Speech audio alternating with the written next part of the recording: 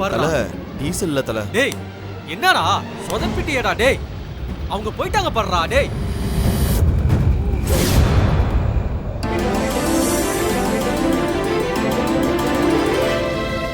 விக்ரம், என் மனசு இப்ப எவ்வளவு சந்தோஷமா இருக்கு தெரியுமா? உங்களோட முழு வாழ்க்கையுமே வாழ்ந்து முடிச்ச மாதிரி இருக்கு. இந்த வாழ்க்கையில எனக்கு எல்லாமே கிடைச்ச மாதிரி இருக்கு. இந்த உலகத்துல இருக்கிற எல்லா சந்தோஷத்தையும் நான் பார்த்துட்டா மாதிரி மனசுக்கு ரொம்ப நிறைவா இருக்கு. உண்மையை சொல்ல போனா இப்போ இந்த நிமிஷத்துல நான் இப்படியே செத்து போனா கூட நான் ரொம்ப சந்தோஷப்படுவேங்க. என்ன பேச்சு இது? சந்தோஷமா ஒரு வாழ்க்கையை ஆரம்பிக்க போகும்போது பேசுற பேச்சா அது? இங்க பாரு, உனக்கும் எனக்கும் இனிமே அவ்வளவு சீக்கிரம் வாழ்க்கை முடிய போறதில்ல. நம்ம 100 வருஷம் வாழ போறோம். பேரோட புகழோட சந்தோஷமா வாழ போறோம். எத்தனை வருஷம் வாழ போறோம்? 100 வருஷம் வாழ போறோம். எப்படி வாழ போறோம்? பேரோட புகழோட சந்தோஷமா நிறைவா வாழ போறோம். அது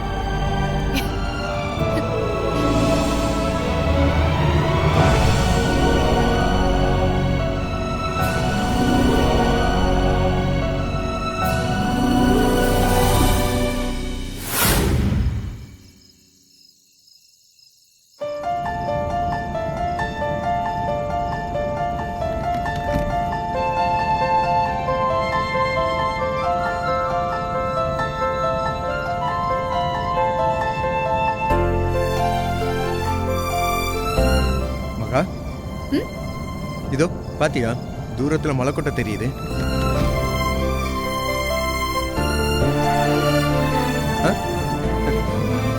பார்த்தல்ல?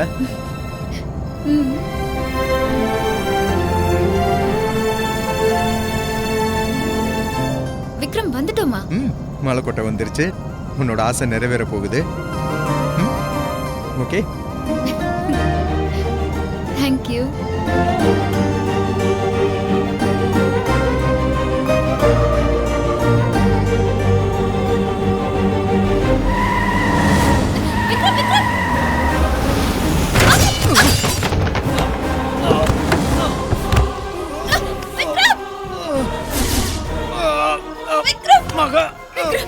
கைய விட்டுறாதீங்க விக்ரம். மகா, கெட்டியா புடிச்சுக்கோங்க விக்ரம், ப்ளீஸ். இல்ல, உன்னால முடியாது. புடிச்சுக்கோ.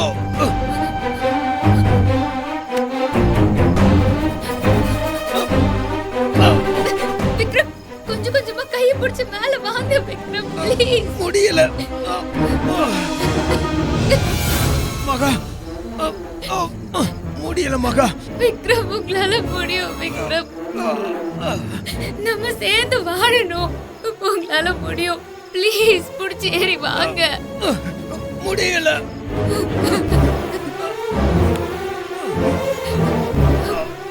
விக்ரம், இல்ல. ஐயோ வேண்டாம் மகா, வேண்டாம், என்ன விட்டுரு ப்ளீஸ். என் கைய பிடிச்சா நீ விழுந்துருவ. விட்டுடு விக்ரம். கீழே ஃபுல்லா தண்ணி போயிட்டு இருக்கு விக்ரம். ப்ளீஸ், நான் எப்படி உங்களை விட முடியும்? மகா, என்ன காப்பாத்த நினைச்சா நீ தண்ணியில விழுந்துருவ மகா. என்ன விட்டுரு மகா. விக்ரம், உங்க கூடவே நானும் செத்து போயிடுறேன் மகா. விக்ரம், விக்ரம், வாங்க விக்ரம், மேல வாங்க. கடவுளே, இப்பதான் நான் மகாவை புரிஞ்சுக்கிட்டேன். இப்பதான் நான் மகாவோட சேர்ந்து வாழவே ஆரம்பிச்சிருக்கேன். அதுக்குள்ளயா? விக்ரம், நம்ம யாருக்கும் எந்த பாவமும் பண்ணல விக்ரம். கடவுள் நம்மள கைவிட்ட மாட்டாரு. நீங்க தைரியமா இருங்க விக்ரம். யாராவது உங்களை காப்பாத்த வருவாங்க. ஹெல்ப் பண்ண வாங்க. யாராவது வாங்க. நான் விக்ரமோட சேர்ந்து வாழணும். என்ன விக்ரம் கிட்ட இருந்து பிரிச்சிடாதீங்க ப்ளீஸ். மகா, நாம சேர்ந்து வாழணும் மகா. சேர்ந்து வாழணும். நாம சேர்ந்து வாழணும் மகா. விக்ரம் பார்த்து விக்ரம். மகா விக்ரம் மேல வாங்க விக்ரம். மகா இல்ல மகா. விக்ரம் விக்ரம் மகா மகா விக்ரம் விக்ரம் இல்ல இல்ல விக்ரம் மகா. விக்ரம்.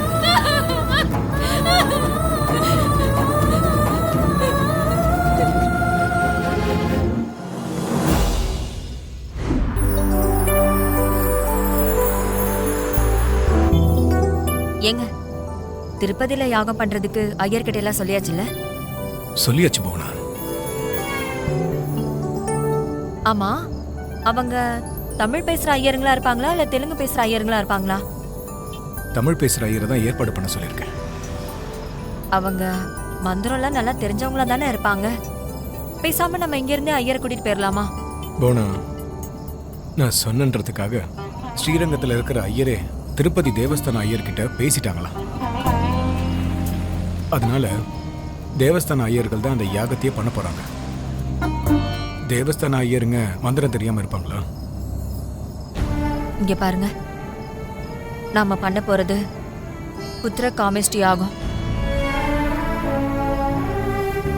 குழந்தை இல்லாதவங்க குழந்தை வேணும்னு வேண்டிக்கிட்டு பண்ற யாகம் இது. உங்களுக்கு தெரியும்ல, தசரத மகாராஜாவுக்கே கல்யாணம் ஆகி ரொம்ப நாள் குழந்தை இல்லையா. இந்த யாகம் பண்ணதுக்கு அப்புறம் தான் அவங்களுக்கு குழந்தை பிறந்துச்சான். அவ்வளவு முக்கியமான யாகம் இது. அது கவனம் இல்லாம பண்ணிடக்கூடாதுங்கிற கவலையில தான் நான் கேட்டேன். அதான் ஏற்பாடு பண்ணியாச்சுன்னு சொல்றேன்லம்மா. கல்யாணம் ஆகி 10 வருஷம் ஆச்சு. நமக்குன்னு ஒரு குழந்தை இல்ல. குழந்தை இல்லாம இருக்கிறதோட வலி என்ன மாதிரி ஒரு பொண்ணா இருந்தாதாங்க உங்களுக்கு புரியும். என்ன பாவம் பண்ணாலும் இவளுக்கு குழந்தை இல்ல, இவளுக்கெல்லாம் இந்த ஜென்மத்துல குழந்தையே பிறக்காதுன்னு ஏன் காது பட எத்தனை பேர் பேசியிருக்காங்க தெரியுமா? அந்த வலியில இருந்து அவமானத்துல இருந்து வெளியில வரணுங்கிறதுக்காக தான் நான் இதெல்லாம் பண்ணணும்னு நினைக்கிறேன். உன் கஷ்டம் எனக்கு தெரியாத போவனா. அதான் எல்லா ஏற்பாடும் பண்ணிட்டேன்னு சொல்றேன்ல. இத பாரு, குழந்தை இல்லைங்கிறது எனக்கும் வருத்தம் தான். அதனால எல்லா ஏற்பாட்டையும் ரொம்ப கவனமா தான் பண்ணிருக்கேன். நாளைக்கு இந்த யாகம் ரொம்ப நல்லபடியா நடக்கும். நீ ஆசைப்படுற மாதிரி ஒரு மகாலட்சுமி நமக்கு குழந்தைய பிறந்து வருவா. நீ வேணும்னா பாரு.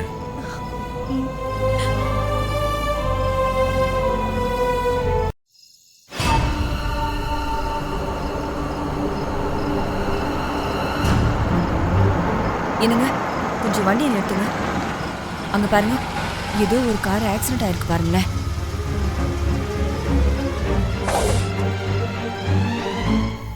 வாங்க போய் என்னன்னு பார்க்கலாம்.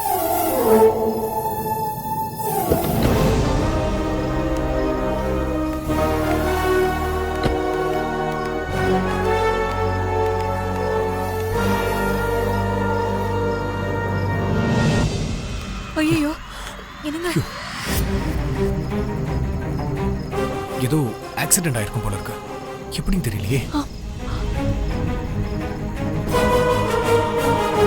என்னங்க, தலையில அடிபட்டிருக்கு, ரத்தம் வந்துட்டு இருக்கு.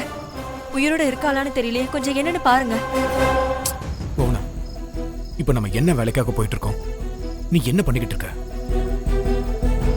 நம்ம இங்கெல்லாம் நிக்க கூடாதுமா. முதல்ல வா, கார்ல ஏறு. ஏங்க, உங்களுக்குலாம் கொஞ்சம் கூட மனசாட்சியே இல்லையா? ஒரு பொண்ணு அடிபட்டிருக்கா, அவ உயிரோட இருக்காளா இல்லையான்னு தெரியல, பேசாம போலான்னு சொல்றீங்க. உங்களுக்கு என்ன உயிர் அவ்வளவு சாதாரணமா போச்சா? தள்ளுங்க.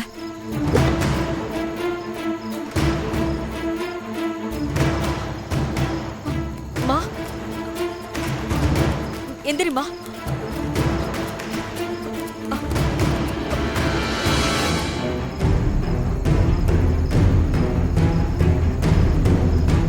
ஏங்க, இந்தாங்க, ஆம்புலன்ஸ்க்கு ஃபோன் பண்ணுங்க. இந்த பொண்ணை ஒரு ஹாஸ்பிட்டல்ல சேர்த்துட்டு போயிடலாங்க. எனக்கு இந்த பொண்ணை எப்படி விட்டுட்டு போக மனசு வர மாட்டேங்குது. போனா 6 மணிக்கு நமக்கு ட்ரெயின். 5 நிமிஷம் நம்ம இங்க நின்னா கூட ட்ரெயின் போயிடும். அப்புறம் திருப்பதியும் போக முடியாது, நீ ஆசைப்படுற யாகமும் பண்ண முடியாது. பரவாயில்லையா? என்னங்க பேசுறீங்க? யாகம் இன்னொரு நாள் கூட பண்ணலாம். ஆனா இந்த பொண்ணோட உயிர் போச்சுன்னா திரும்ப வருமா? இங்க பாருங்க, அந்த பொண்ணை ஹாஸ்பிட்டல்ல சேர்த்தரலாம். நம்ம லேட் பண்ண வேண்டாம் ப்ளீஸ். ஃபோன் பண்ணுங்க பண்ணுங்க.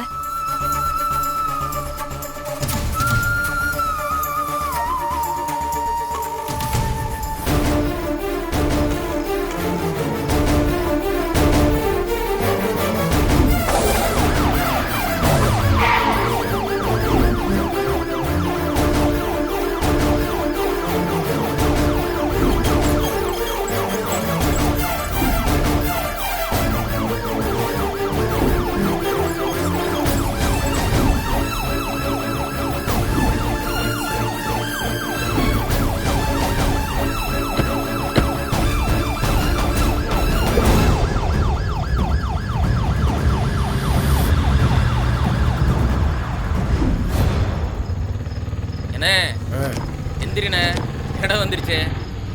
கொஞ்சம் கேப் கிடைச்சா போதுமே, தூக்கத்தை போட்டுருவேன். நீ குளுகிற குழுக்களுக்கு தூக்க மாடா வரும்.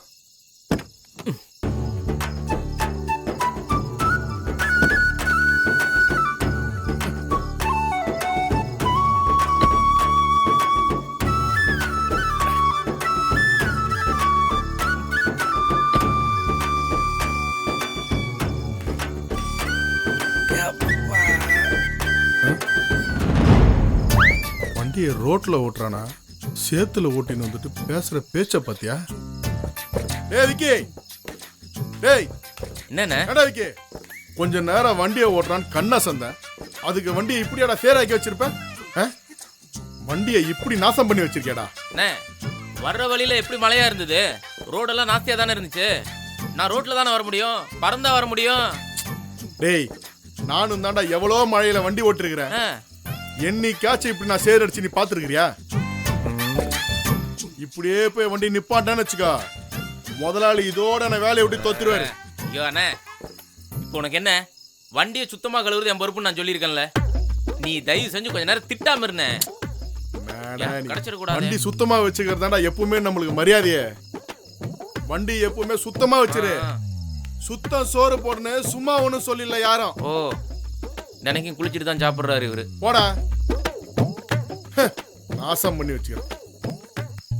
சும்மா நையா நையா நையான்ட்டு. எப்படி நான் தானே கழுவு போறேன், நீயா கழுவு போற? இந்த நேரத்தில் நீந்திட்டு இருக்கான்.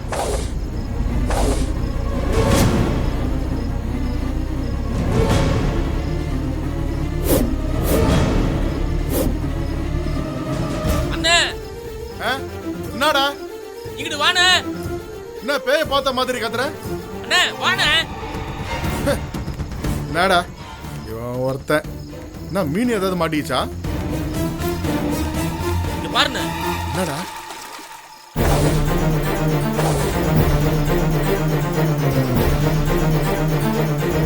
யாரா அது? பணக்கார வீட்டு பையன் மாதிரி தெரியறான். என்ன என்ன என்ன பண்ற? தொடாதண்ணே. ஏன்டா? அங்கிட்டு பாத்தியா இல்லையா? தலையில ரத்தம் வருது. நாளைக்கு நமக்கு எதனா பிரச்சனை ஆச்சுன்னு வச்சுக்கோ, அப்புறம் வம்பாயிரும். இங்க பாரு, நான் சொல்றதை கேளு. இப்படியே நம்ம வண்டி எடுத்துட்டு போயிடலாம். கிளம்பு கிளம்புண்ணே. டேய் இருடா.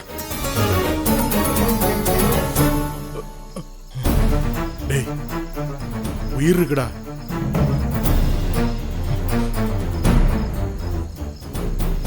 எப்படா விட்டு போக முடியும்?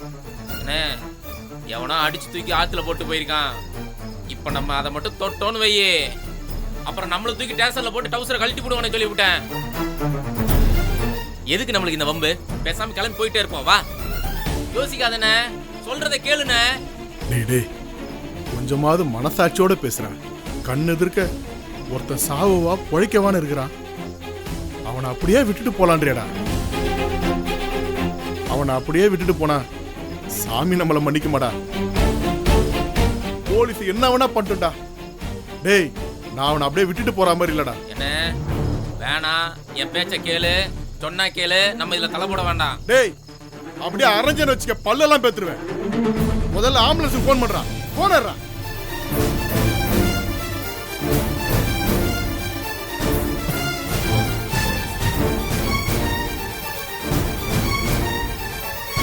Hello ambulance.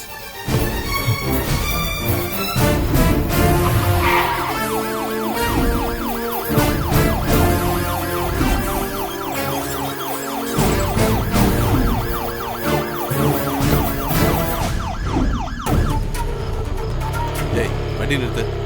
என்னடா இது ஆக்சிடென்ட் போல. இறங்க.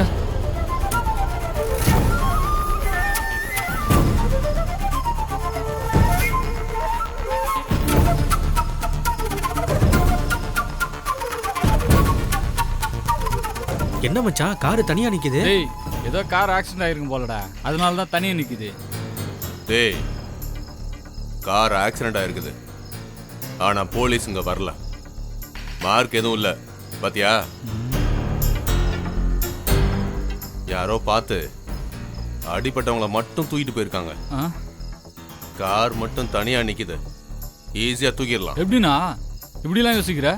டேய் காரை தூக்கிட்டு கேரேஜில் போட்டு வச்சு 1 மாசத்துக்கு அப்புறம் தனித்தனியா பிரிச்சு வித்தா சந்தேகமே வராதுல்ல. எனக்கு என்னமோ பிரச்சனை ஆயிடுமோன்னு தோணுதுண்ணே. டேய் நாம பார்க்காத பிரச்சனையா? தூக்கிட வராத பாப்போம். சொல்லையா 15 லட்சம் வரப்போகுது, வேணான்றியா நீ? ஓகேண்ணா, இனி பேச்சே இல்ல, இனி வீச்சு தான். வா. அப்புறம் என்ன, சீக்கிரம் செய்யுங்கடா.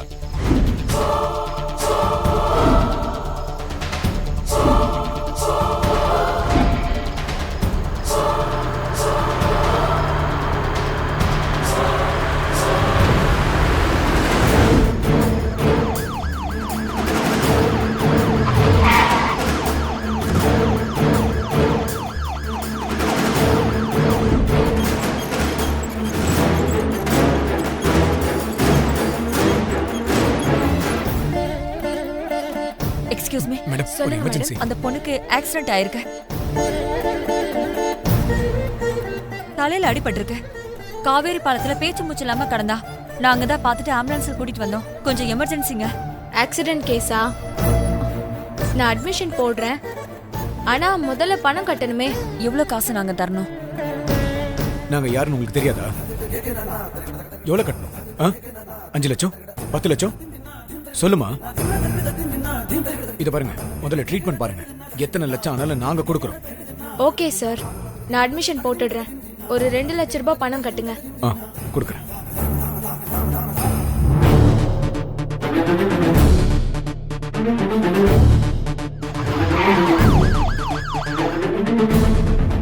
பேஷண்ட்டை வார்டுக்கு ஷிஃப்ட் பண்ணுங்க.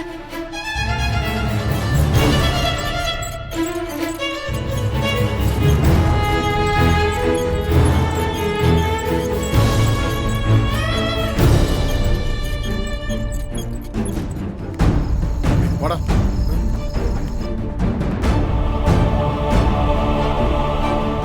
Okay, thank you. Okay sir.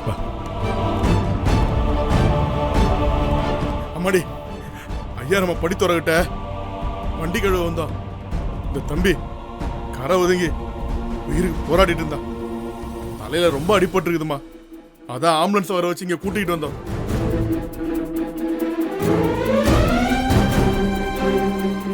இவர் பேர் என்ன?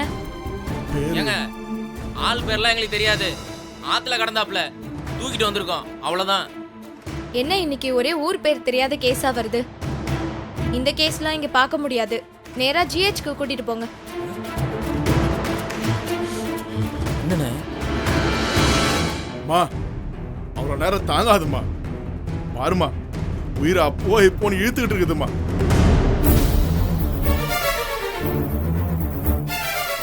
இங்க நீங்களே பாத்துங்கம்மா. ஆள் யாரு என்னன்னு தெரியாதுன்றீங்க, நாங்க எப்படி பார்க்க முடியும்?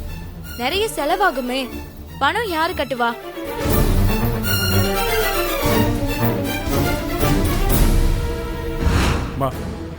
என்னம்மா செலவாகும்? தலையில அடிபட்டிருக்கு, ஸ்கேன் பண்ணாம ட்ரீட்மெண்ட்டே ஆரம்பிக்க முடியாது. குறைஞ்சது 2 லட்சம் ரூபாவது அட்வான்ஸ் கட்டணுமே. 2 லட்சம் ரூபாய் சொன்னதும் ஷாக் ஆயிட்டீங்களே. அதுக்கு தான் ஜிஹெச் கூட்டிட்டு போங்கன்னு சொன்னேன்.